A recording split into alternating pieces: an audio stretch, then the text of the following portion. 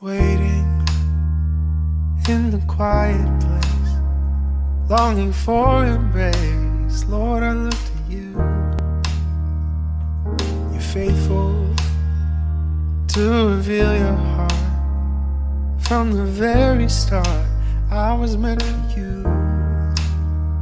I am waiting. Hola niños y niñas, ¿cómo están? Damos inicio a un nuevo devocional y agradecemos a Dios por todas sus bendiciones. Gracias al Señor porque nos apoya, nos ayuda en medio de nuestras necesidades. Queridos y queridas, días atrás, no sé si recordarán, les mostré un pergamino, sí, y les decía que es bastante antiguo, pero nunca ni parecido es de antigüedad de los que quiero referirme el día de hoy. O sea, que hay miles de años de diferencia, pero es para que se den una idea de los manuscritos. Y se llamaban manuscritos porque estaban escritos a mano, manuscritos, ¿ya? Entonces, habían en ese tiempo personas especializadas solo para escribir la escritura como una fotocopiadora. Entonces, ¿qué pasaba? Había solo uno de ellos que tenía el rollo original. Eso estaba en las sinagogas y los escribas debían escribirlos. Entonces, el que tenía el rollo original se paraba con su rollo y decía, anoten la letra E. Entonces todos anotaban la letra E.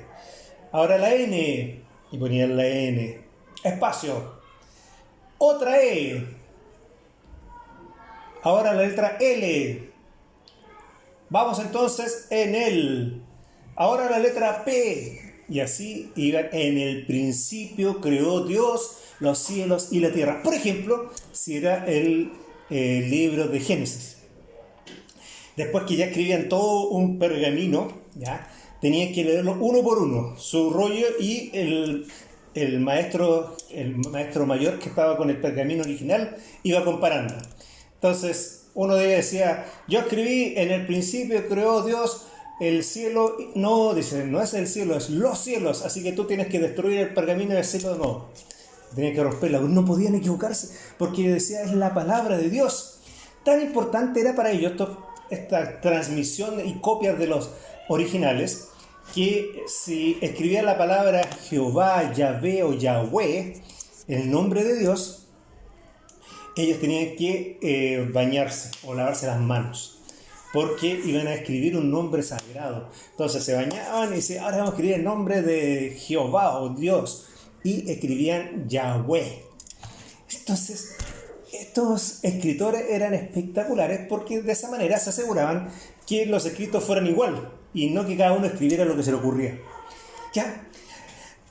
Y de la friolera de los números que les mencionaba la otra vez, lo que les quería contar es lo siguiente, que un arqueólogo común y corriente que no estudia de la Biblia, ni siquiera es creyente, cuando encuentra pergaminos antiguos tiene que someterlo a algunas pruebas para asegurarse que esos pergaminos son auténticos o lo que habla son realmente de la misma cosa.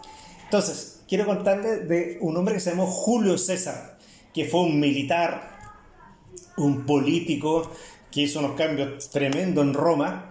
Y Julio César, de él tenemos algunos manuscritos antiguos. Pero aquí es donde quiero hacer la comparación, a ver si me entienden lo que les quiero decir. Entonces, vamos a probar la misma forma que un arqueólogo lo haría con un manuscrito de Julio César, que no habla de Jesús, ni de Dios, ni nada de esas cosas. Vamos a usar la misma forma de investigar si es verdadero o no con los manuscritos que tenemos de la Biblia, ¿ya? Entonces, primera pregunta que tienen que hacerse es, ¿cuántas copias tenemos? Tenemos una sola copia y con una sola copia tenemos que decir, si es verdad lo que ocurrió, o entre más copias mejor, y que las copias coincidan, por supuesto. Entonces, uno diría, wow, si tienen varias copias quiere decir que es muy seguro que sea así como lo escribieron al origen, o si son muchos, con mayor razón. Julio César, entonces, ¿saben cuántas copias tenemos de Julio César de la Guerra de las Galias? Así se llama, la Guerra de las Galias, que escribió Julio César, y después se mantuvieron algunas copias y se fueron copiando y multicopiando en el tiempo. De Julio César tenemos 10 copias, es decir, en el mundo los arqueólogos han encontrado 10 copias de la guerra de las Galias de Julio César. Y nadie duda que es verdadero. Y nadie dice, no, Julio César no existió, es mentira, es falso. Ahora, la gran pregunta es, ¿cuántas copias tenemos de la Biblia? De los primeros manuscritos. ¿Alguien quiere dar un número? ¿Se atreve alguien a dar un número? Voy a esperar. No voy a saber, pero después me dicen qué número dieron. Ya. 10.000. 10.000 copias tenemos del Antiguo Testamento, del Nuevo Testamento. Los más antiguos están ahí para revisarlo. 10.000 copias. Es decir, las copias se hicieron muchas con estos escribas que yo les decía. Y dicen lo mismo entre ellas. Así que eso es un elemento que da mucha fiabilidad. Si con 10 copias decimos que Julio César es verdad y lo que escribió es correcto, con 10.000 copias tenemos que decir lo mismo, exactamente lo mismo. Otra pregunta que se hacen los arqueólogos es, ¿esas copias que tenemos son muy antiguas o como que son medio actuales y que la escribieron hace poquito? Por ejemplo, Julio César escribió entre el año 100 y el 44 antes que naciera Jesús. Escribió esta guerra de las Galias. Así que ahí significa que si tenemos originales son muy reales. Pero las copias más antiguas que se tienen de la guerra de las Galias, es decir, lo que fueron copiando, ¿saben de qué época es? Del 900 después de Cristo. Miren la cantidad de años.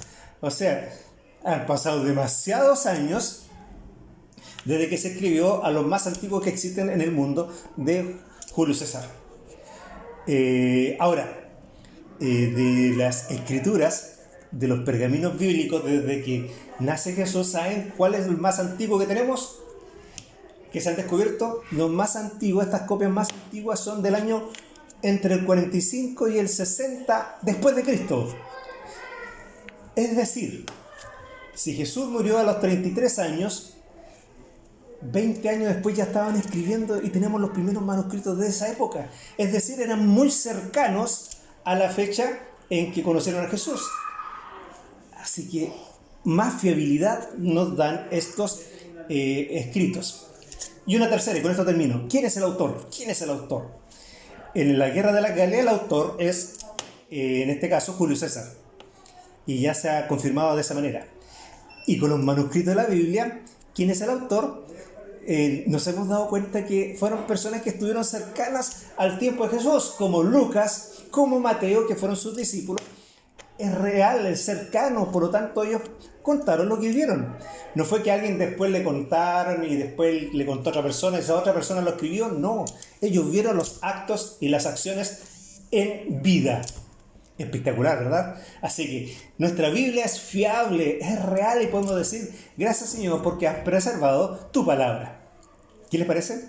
Nos vemos, Dios les bendiga. Waiting in the quiet place, longing for embrace. Lord, I look to you.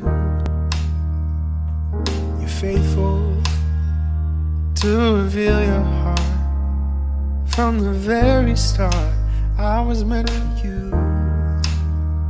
I am waiting.